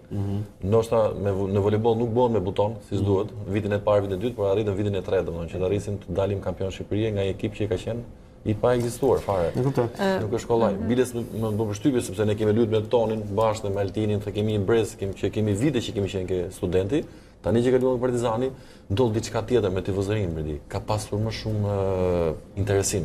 Kudo që mund shkojë për shkakun, po tifozët e Partizanit të futbollit shikonin dhe pyesin si po dilnin, si po ashtu, dhe ishin të shumë të shqetësuar për arsye se si ka mundësi që nuk po vijnë rezultatet, sepse ishin shumë dëshiruar, një ekip që s'ka ekzistuar. Me që jemi këtu, si është, ja shikojmë ndërkohë dhe tifozërinë, janë të interesuar, mund të themi për një rikthim, ndoshta ka interes Sigurisht. Sepse dikur volejbolli le të themi ka qenë një sport tradit apo jo? Ka një tradit volejbolli shqiptar. Vallati i sportit Hasan Rusi ka qëndruar plot në të dy krahat e veta për vite me radhë. Sigurisht interes ka, duke ju bashkangjitur dhe kohës ku jemi, me rrjetet sociale, me mediat që bëjnë punën e tyre, sigurisht emri Partizanit i vret veshin çdo kujt. Kështu që dhe tifozat kanë qenë indiferent, kanë pas kërkuar më përpara një gjë të tillë, tani që e kanë filluar të rikthehen. Sigurisht nuk mund të thuash sepse njerëzit kanë shumë halle. Dhe normalisht domethënë për të kthyer pallat sportit duhet një çiko. Duhet të jesh më i qetë psikologjikisht domethënë nga e përditshme. Që kuptoj. Kjo është një më i qetë psikologjikisht. Ndoshta pak më shumë para në xhep për të shpenzuar, se vjen një ndeshje volejbolli do të marrësh edhe në një gjë tjetër veç biletave aty që të konsumosh apo të çosh një fëmijë apo një familje apo një gjë, po ka ana tjetër duhet ta them për ata që na shohin që kjo është një mënyrë shumë e mirë për të kaluar kohë me familjen. Për të ardhur në pallat sporti është kulturë sportive, se nuk dua ta bëj si klishe kështu, por jo, nuk është klishe. Nuk është klishe, është gjëja më e mirë, është gjëja më e mirë që mund të bëjë një prind për fëmijët e tij. Pse jo? Ne jemi prindër vetë dhe normalisht kur merr fëmijët që duke lozur të shikojnë edhe ato mënyra do një lloj argëtimi domethënë. Sepse unë tani duke folur me juve përmendëm pallatin e sportit, unë kam hyrë si fëmijë dhe spektator në pallatin e sportit me 10 herë në vitet 80, po themi, dhe tani s'ka më këmbë prej kohësh po. Kjo është e vërtetë, domethënë sepse tifozeria është larguar sepse në këtë mjedis ku jetojmë kanë shumë halle, shumë probleme, po prap duke parë këto ndeshjet e fundit është afruar në një lloj tifozliku për sa i përket lojrave dorë. Edhe kur luajtëm në palestrën Goga të Erzenit, kishte plot edhe në Shkodër, po qoftë në Astan Rusi. Doja thoya domethënë që kjo lloj interesimi vjen në bazë të rezultateve. Dhe jo rastisht Partizani, jo rastisht dhe ekipet mëdha të rreshtë në publik. Partizani është këtu, por ka një lloj ndërthurje, një lloj zhvillimi, sepse po të më bësh një pyetje të tillë, unë bashkë me Eltonin, sa mungesa ka gjatë vitit? E din se sa mund të kemi? Frekuentimi i stërvites. Mund të kemi një gjatë vitit. Nga gjithë skuadra. Një. Gjithsesi një problem ka gjithsesi ka një. Që tregon që përkushtimi juaj është maksimum. Padyshim kjo mund të jetë diçka që ne jemi dhe familjar. Do në një rast të përshëndes dhe familjen për arsye sepse ne jemi larg familjes. Ne jemi pjesë e mirë e masditës, ne jemi larg familjes. Jo më kot fituat vendin e parë. Kjo ka të bëjë shumë me disiplinën që është, domethënë ne kemi rregullisht stërvitje. Disiplinë dhe sakrifica të shpërblyera në rastin e Partizanit, zonë zotrin 38 vjet. Është shpreha që futin shkretët tim në 40 vjet ata në kërkim. Dhe Partizani ja doli më në fund, toka e premtuar është kampionati kombëtar shqiptar. Klodian Kasa është kapiten i këtij ekipi, gjithashtu me ne sot edhe Elton Tukseferi, zëvendës trajneri i Partizanit kampion. Edhe një tjetër urime. Faleminderit. Okej, mirë, shkëputemi për pak dhe më pas do të flasim për teatr. Pra nga sporti do të kalojmë te teatri, një bisedë shumë interesante, do të kemi Eni Janin dhe Genc Fukun mbas pak për të folur për eksperiencën e tyre më të fundit. Historia e kopshtit zoologjik. Mbas pak. 558, në Stamboll rrëzohet kupola e kishës së Shën Sofis. Perandori Justiniani urdhëron rindërtimin e saj të menjëhershëm. 1348 hapet Universiteti Karolina i Pragës, mi i vjetrin Evropën qendrore. 1663 në Londër, nën patronazhin e mbretit Charles II, është hapur teatri i parë. 1824 për herë të parë ekzekutohet Simfonia e 9 e Beethovenit në Vjenë. 1942 të gjithë hebrejt nga mosha 18 deri 55 vjeç rekrutohen për shërbimin civil, ndërkohë që ligjet raciale ndalonin shërbimin e tyre ushtarak. 1947 u nda nga jeta Jani Minga, nënshkruese deklaratës së pavarësisë së Shqipërisë si përfaqësuesi i qytetit të Vlorës. 1999 në Jugosllavi, gjatë operacionit të forcave aleate, 3 diplomat kinez vriten dhe 20 të tjerë plagosen, kur një avion i NATO-s bombardon gabimisht ambasadën kineze në Beograd. 1833 lindi në Hamburg Johannes Brahms, kompozitor gjerman i periudhës romantike. Shumë nga veprat e tij janë bërë elemente e repertorit modern të koncerteve. Një perfeksionist i pashoq, Brahms shkatërroi disa nga veprat e tij dhe la mjaft të tjera të pabotuara. ai ishte një pikë referime dhe frymëzim për një brez të tërë kompozitorësh. 1901 lindi në Montana të Shteteve të Bashkuara Gary Cooper, aktor amerikan i cili ka luajtur në mbi 100 filma. 1919 lindi Evita Perón, politikane argjentinas edhe gruaja e dytë e presidentit Argjentinas, Juan Perón. Në vitin 51, Evita pranoi emërimin e saj për t'u zgjedhur zëvendës presidente e shtetit Argjentinës. Kjo gjë çoi në debate të shumta në rangjet e larta të ushtrisë dhe klasës së pasur argjentinase. Gjendja e saj shëndetësore u rëndua ndjeshëm përpara se të zbulohej se ajo vuante nga kanceri, sëmundje e cila i mori jetën në 26 korrik 1952. Pak më vonë, po atë vit, Parlamenti i Argjentinas do i akordonte asaj titullin lider shpirtëror i kombit Argjentinas.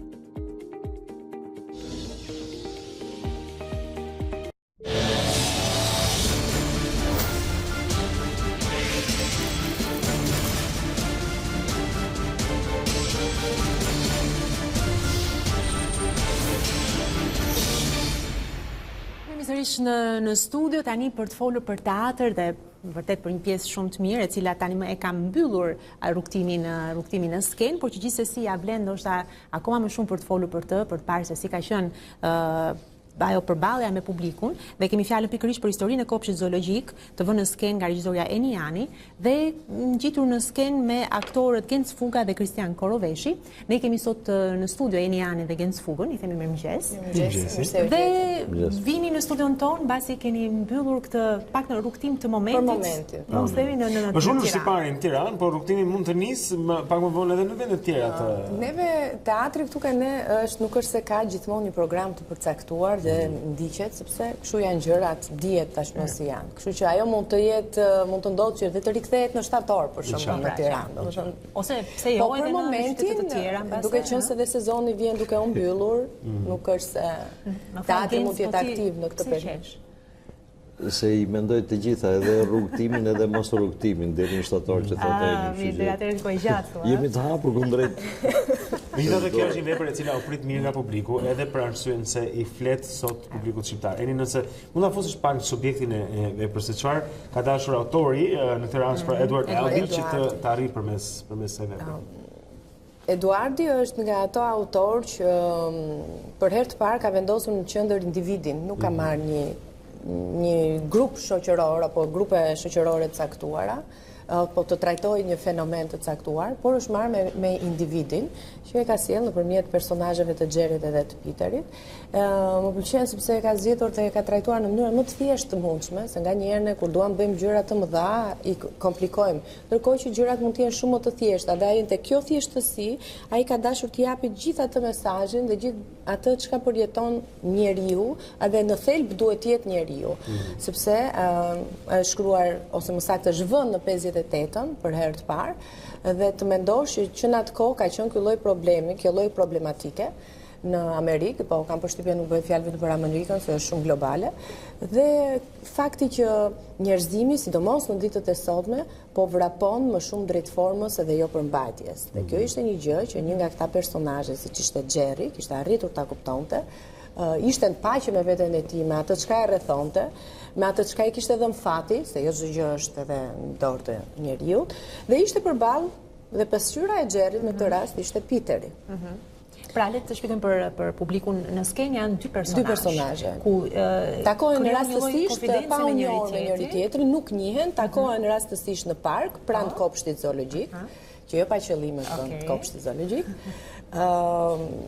Xherri ka një qëllim të tij, dhe në momentin që gjen Peterin, apo këdo që të rastiste, se nuk është se kishte si qëllim Peterin, qëlloi fati i keq i Peterit, ose dhe i mirë të themi, se varet nga cili këndvështrim e shohim, që ai e përdor për të arritur qëllimin e tij final, që del në fund të shfaqjes, që nuk pritet fare që do dilet në atë lloj fundi. Pra nuk do ta zbulojmë, por që ka një kthes në fund. Ka një kthes, domethënë pika kulmore dhe zgjidhja e shfaqjes janë të dy janë në një moment të caktuar dhe janë në fund të shfaqjes. Mëshira nga këto pra. Po nga ana, sepse kjo është një vepër pra e shkruar e vendosur në vitet 50 në New York, në kopshtin zoologjik, ndërkohë Genc ti do të luash Peterin dhe të duhet natyrisht edhe të japësh edhe elementet të kohës tonë, të vendit tonë, si e vesh ti këtë personazhin e huaj dhe e bën të njohur për publikun tonë? Atëherë, sfidat me këtë roli ishin pikërisht për të dhënë element të jashtëm dhe të brendshëm, pse jo, element shpirtëror, të individëve që nuk duan të grupohen, e thajnë një qik më përpara. Ajo çka kishte ndodhur në 58-ën ishin që ne kishim grupime shumë të forta politike dhe ekonomike, flas në Amerikë dhe më pas në gjithë botën. Nuk kemi filluar akoma me lëvizjet e rilindjes atje apo të lirisë, qoftë edhe lirisë seksuale që erdhën më vonë. 68-ën e më vonë.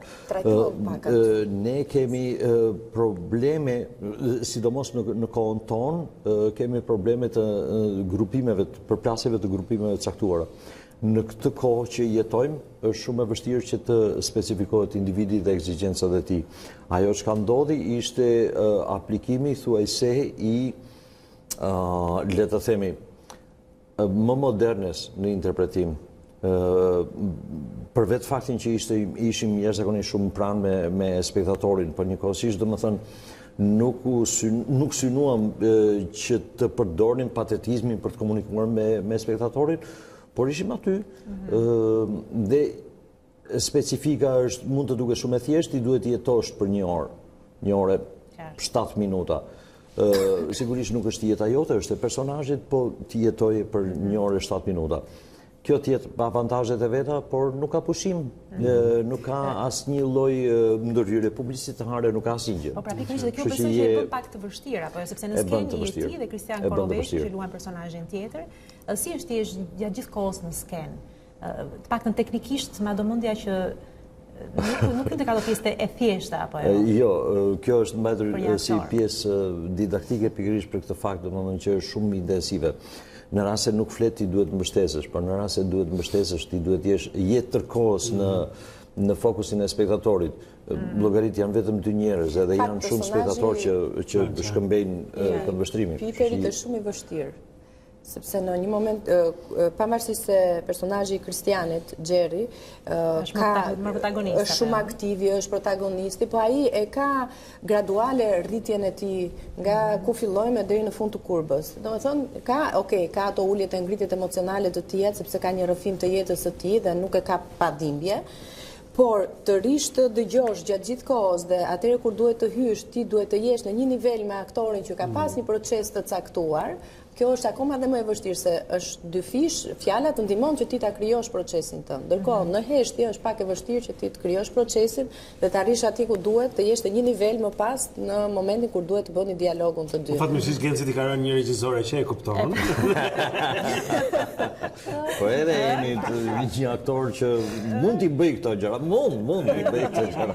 Jo, se ka dalë një rol shumë i bukur i Piterit, si dhe i Xherrit. Besoj që ma do mendja do bëj një pyetje shumë klishe tash, duke ditur që ju të dy jeni edhe bashkëshort, kjo marrëdhënia Dita, regjisor, aktor janë pak si macja me miu në raportet që krijohen, procesin sidomos në procesin krijues. Po nuk qej procesi, domethënë kështu që si vazhdon në tej pastaj se në rregull ka ato përplasjet e veta, pastaj gjithë secili shkon në shtëpitë e tij, qetësohet, edhe vjen të nesërmen e fillon prapë. Po ju nuk shkoni dot secili në shtëpinë e vet? Ne e vazhdojmë për shembull e diskutojmë. Atë gjë që mund të ketë lënë një lloj pikpyetje, e diskutojmë prapë. Unë ngul këmbë imja, Genci përpiqet të më mbushë mendjen dhe në fund fare fitoj unë. Po patjetër. Në rastin konkret edhe Genci është koshient që duhet fitoj unë, duke qenë regjisor. Jo, trajnoj këtë gjë që duhet fitoj regjisori për Dgjoj, unë mund ta kem edhe gabim. Atë e pastaj e gjykon spektatorin. Thjesht unë procesi që po. Genci ka ishte tolerante dhe me regjisorët e tjerë apo vetëm me Enin? Jo vetëm me Enin. Jo vetëm me Enin. Ta pas kanë mbledhur Genci përfundimisht. E dija këtë gjë. Kur thash po i kisha parasysh ca gjëra. Genci, jo, se bën humor, bën shaka, po normalisht në përgjithësi kështu duhet funksionojë. Në qoftë se një regjisor ka një këndvështrim të caktuar dhe ka një ti mund të kesh këndvështrime sa të duash, edhe unë kam që në rol aktori. Dhe mund të kem pas një këndvështrim të caktuar, por regjisori e shikon në të tërën. Unë nuk mund të nisem thjesht nga personazhi im dhe të them që e dua kështu. Dikush që e kërkon në këtë mënyrë shikon të gjithë komponentët dhe shikon në total gjithë gjën.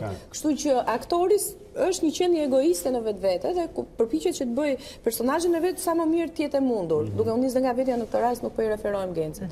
Por duhet kuptohet që regjizori shikon gjithë. Unë nuk duhet mendoj vetëm për veten time. Regjizori mendon për spektaklin. Dhe në momentin që ai ngul këmbë që duhet të jetë në këtë mënyrë, mendoj që ka një arsye në të mirën e të tërës. Kështu që duke qenë se është një vepër e cila i shkon kohës në cilën ne jetojmë, i shkon publikut shqiptar, shoqërisë shqiptare sot. Meqense u prit mirë nga publiku në kryeqytet, a nuk do duhej që kjo të shkonte edhe të pasuronte edhe pak jetën artistike, po themi, në të tjera qytete ku ka teatr të vitit. Jemi në bisedime. Një ftesë kemi patur nga Berati. Jemi na më presin në Korçë, tashmë dihet Korça. Kështu që jemi në bisedime dhe mbas edhe me Kosovën dhe me Maqedoninë, po këto janë gjëra që si do na shkojnë, si do jenë hapësirat, si do jenë mundësitë. Se ju jeni në paktën në këtë shfaqje, kam përshtypjen u thoni lehtë, jeni 3 vetë. Është edhe shfaqje komode, nuk është se ka skenografi të madhe, sepse nuk e përmban vetë pjesa, domethënë, është diçka e thjeshtë në një park. Gjithçka u fut në funksion të vizionit, edhe kjo ishte më e mira. Gjithë rekvizita jonë mund të ishte një libër, një lull, edhe shkumsa. Shkumsa që mund të gjesh gjithë. Kështu që jeni okay me këtë. Shumë komod. Mirë, shumë mirë. Nuk e di nëse do të zgjasë ky bashkëpunimi juaj edhe më tej, nuk e di si keni planet. Shiko, unë kam vendosur që e kam thënë edhe herë të tjera. Ka ardhur momenti që unë mos të bëj përpara tani me pjesën e regjizurës. Tani e them regjizorëve, nuk kam hequr dorë nga aktrimi, se jam e disponueshme edhe për aktrimin, por që më pëlqen, unë fundit për regjizurë kam mbaruar, po nuk është aq e thjeshtë që të bësh produksione private, këto dihen, pastaj është temë tjetër bisede kjo.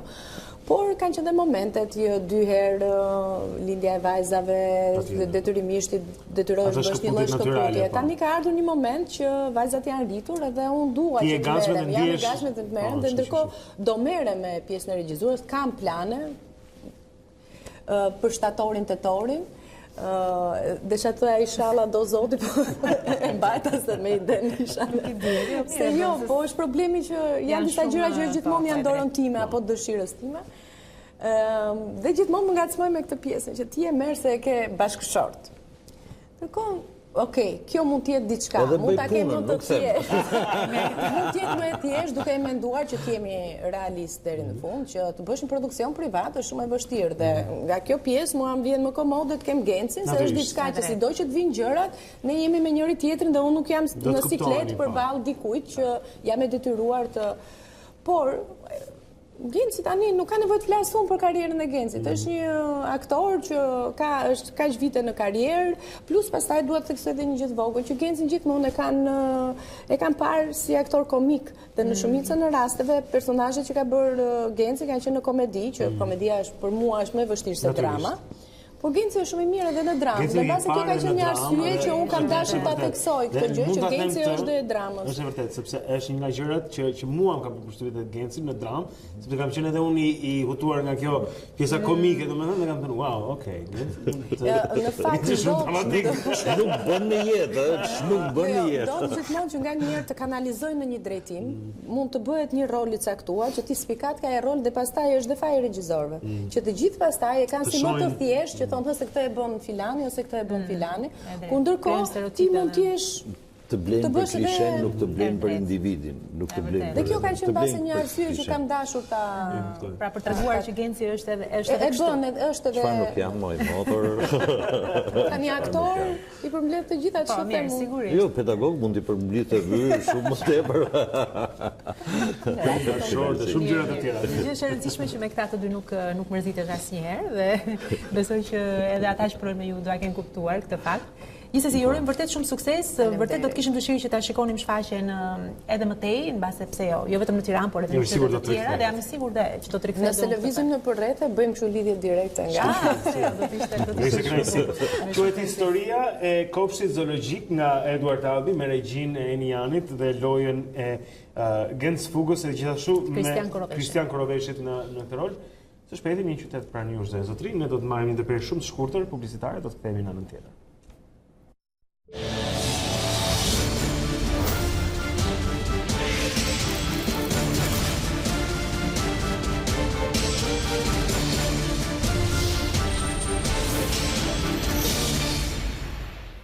Okej, rikthehemi në studio zonë zotrin tani me gazetarin e njohur Aleksandër Qipa, është kolegu ynë, me cilin do të flasim pak për situatën politike të ngarkuar e tensionuar që na ka shoqëruar gjithë këta muaj të këtij viti, edhe më përpara se po I harrojmë tani. Megjithatë për Sandrin do të flasim për momentet e fundit pranë politik. Sandër, mirëmëngjes. Mirëmëngjes. Sandër, si po shikon tani më situatën politike? Po duket nga një anë kemi Partinë Demokratike dhe opozitën që ka shpallur ose kërkon të shpallë qeverinë tranzitore me ato 10 pikat e saj. Ka anën tjetër kemi edhe qeverinë apo jo mazhorancën e cila duket që nuk heq dorë nga pothuajse nga asgjë. Si po e shikon tani më këtë, në ç'pik jemi aktualisht? Po, në gjithë debatin që bëhet për situatën e një ngërçi që shpesh quhet I tillë, e krijuar në raportet midis pozitës dhe opozitës së vendit, nuk është gjetur ndoshta një term politologjik I saktë, sepse një pjesë pretendon dhe natyrisht këmbgul se ekziston një krizë politike, ndërsa një pjesë tjetër thotë kemi një ngërç. Në fakt, kjo ka dimensionet e plota të një krize.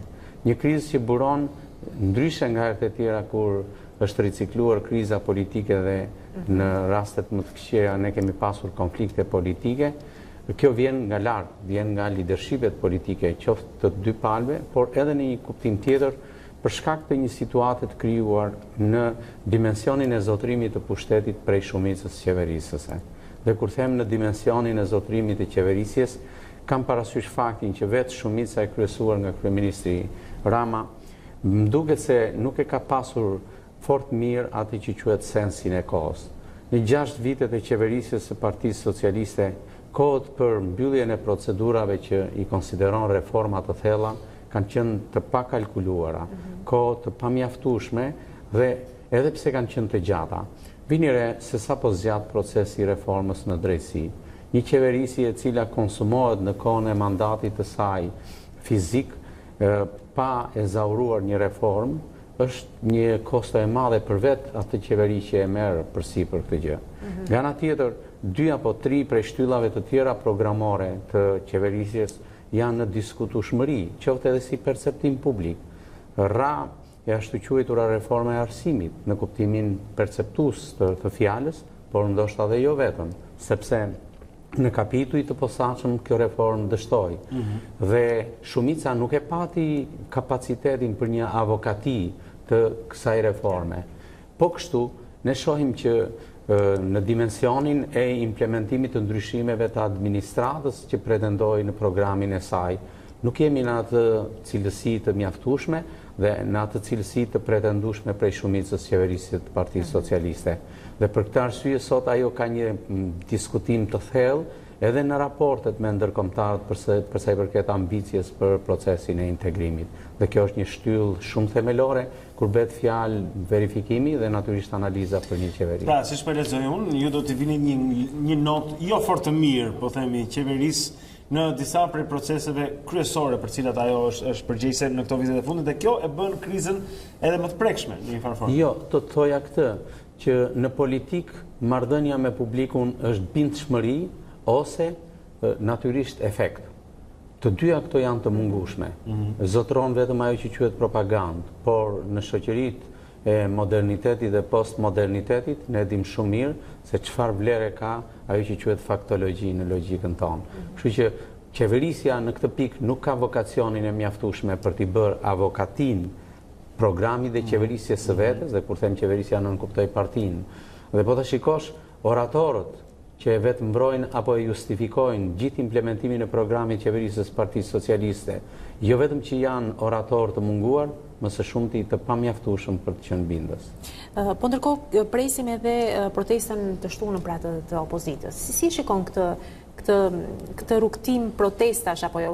Çdo muaj kemi një protestë të madhe, është zgjedhur bllokimi I rrugëve, gjithmonë kemi kur jemi përpara një proteste të kësaj natyre kemi të paktën nga ana e opozitës lajmërimin që do të jetë protesta më e madhe që është parë, o do të iki Rama o ndryshe nuk realizohet çdo gjë, dhe pastaj rikthehemi prapë tek e njëjta situatë, më thënë, e shikon këtë rrugën e dur për të rrëzuar Ramën? Si shikon opozitën në këtë aksion që ka nisur me këtë mënyrë që po përdor tani më?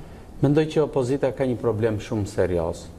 Mendoj që në ligjërimin politik të opozitës nuk duhet të prevalojë patologjia një fjalori i cili është agresiv, një patologji e cila në shumicën e rasteve po e ndot shoqërinë dhe më së shumti debatin publik të këtij vendi.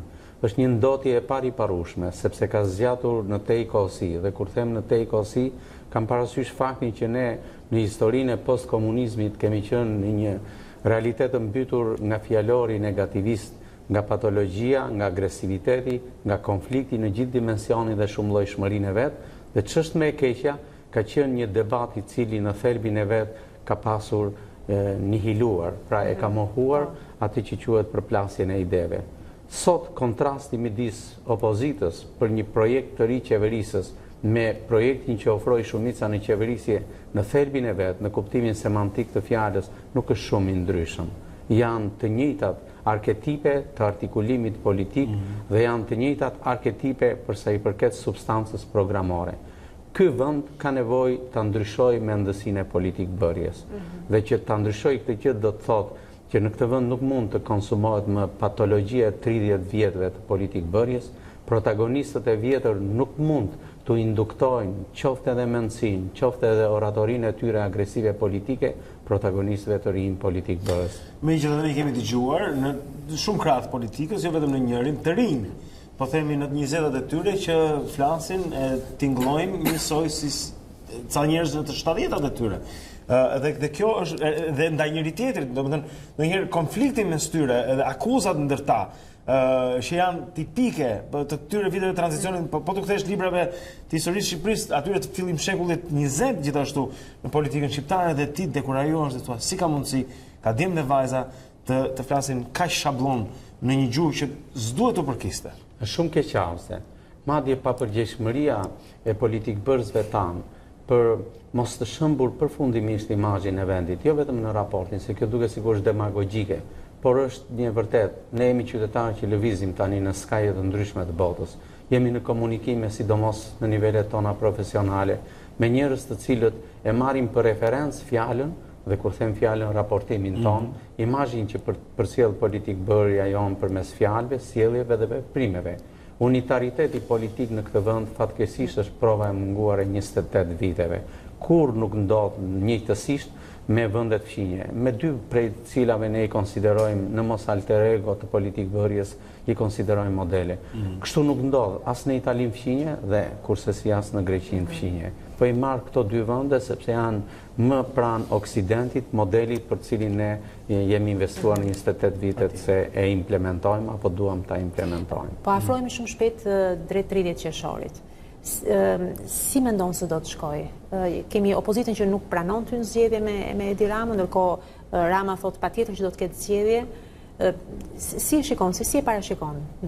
Si do të jenë këto zgjedhje? Është e vështirë të parashikohet, sepse në Shqipëri politikbërësit janë... Po, unë besoj që po. Nuk mund të hyjë Partia Socialiste në një proces zgjedhor i cili të mund të jetë shëmbëllak me atë të 96-s që bëri Partia Demokratike. Do t'ishte ndoshta ndëshkimi politik më i madh që do të merrte përsipër qoftë si protagonizëm vendimarrje i kryeministri Rama, qoftë edhe si proces të zhvilluar në mënyrë të shëmtuar nga Partia Socialiste. Pra këshilla jote cila do të ishte, Sander, për Ramën? Do të ishte një tërheqje nga ti?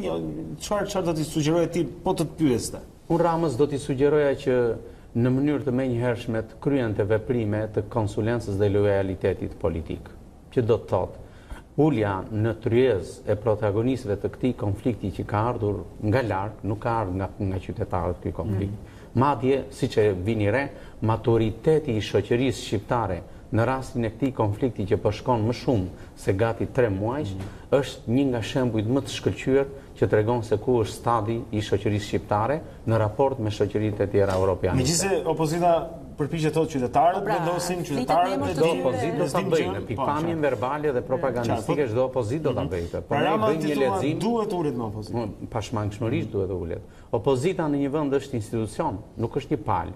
Pavarësisht se shpesh këto institucione tek ne kanë pasur fatin e uzurpimit apo të keq përdorimit. por në planin e funksionalitetit demokracisë politike dhe institucionale, opozita është institucion. Kush e posedon dhe kush duhet ta liroj këtë institucion për ta demokratizuar, kjo është një çështje antarësisë dhe nuk është një çështje e palës kundërshtare. Me fjalë tjera, Sandër, ti po thua që kur socialistët thonë që kjo s'është detyra jonë, s'është puna jonë që t'i bëjmë ata, siç që një sugjerim nga zoti Palmeri amerikanëve, ti po thonë në fakt është deri diku të paktën. Po pashmangshmërisht. Nuk është në meritën e një udhëheci politik që të ricikloj konfliktet politike në një shoqëri të lodhur nga konfliktet. Madje do të thoshja që një nga rreziqet më të mëdha para të cilës ndodhes klasa jonë politike është recidivizmi politik dhe recidivizmi në shumicën e rasteve shprehet pikërisht te konflikti politik dhe tek ai që quhet antagonizëm i cili gjeneron negativitet dhe nuk gjeneron ndryshim. Merita e një politike, e një klase politike është të gjenerojë ndryshimin. Dhe ne e dim shumë mirë, Balzaku a thotë të gjë, që nëse do të arrish suksesin, ndërto kontrastin. Mirë, të shikojmë, në fakt jemi gjithmonë në pritje që të ndodhë, ndoshta ky kompromis, shikojmë se si do të shkojë vërtet, sepse jemi akoma gjithmonë e afër 30 qershorit dhe për të parë se... Po, mundet nëse mundem. Po, patjetër jemi në fund. Po, ishte dita e lirisë shtypit, pra ditësh e sa me ka një kontribut edhe të shtuar me Unionin e Gazetarëve, me gjithë. Mund të thuash dy fjalë për situatën e medias, e gazetarisë sot, se edhe ne kemi një rol në të gjithë këtë për cilën folëm deri tani. Unë falenderoj shumë që ma jep këtë mundësi. Ajo që dua të them unë se ne kemi qenë në artikulim të përhershëm dhe ndalje. Është momenti që të gjitha organizatat e gazetarëve të ndërtojnë një konsensualitet i cili përbën atë që quhet aktin e unitarizimit tonë për çështjet më themelore. Ne nuk na ndajnë çështjet themelore. Dhe kur them nuk na ndajnë çështjet themelore, kam parasysh informalitetin, me qënë se ka qenë vokacioni kryesor i organizatës, pjesët cilës jam edhe unë. Së dyti është diferenca që ne duhet të ndërtojmë me qytetarin gazetar, sepse ne i përkasim kategorisë gazetarëve profesionistë, dhe kjo diferencë është një shqetësim global.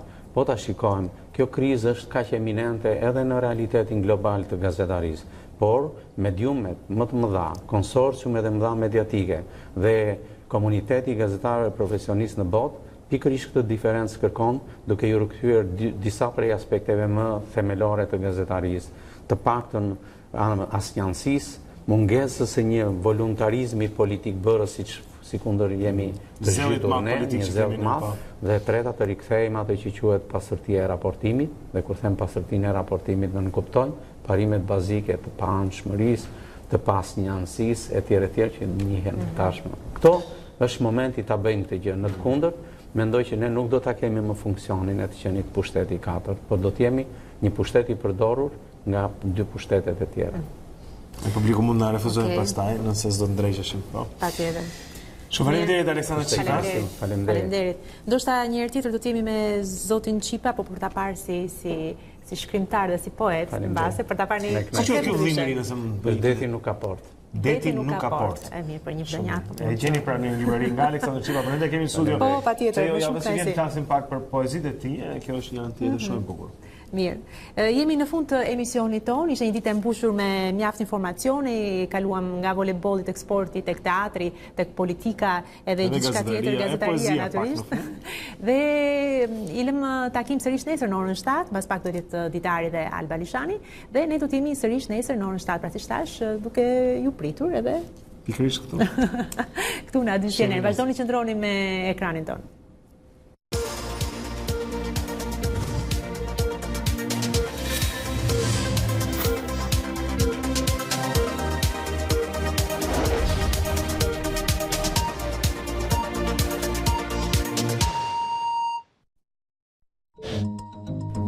Unë jam Aurora Minga. Dhe unë jam Blendi Sale. Për të parë të gjitha videot e emisionit ton, klikoni subscribe. Regjistroni.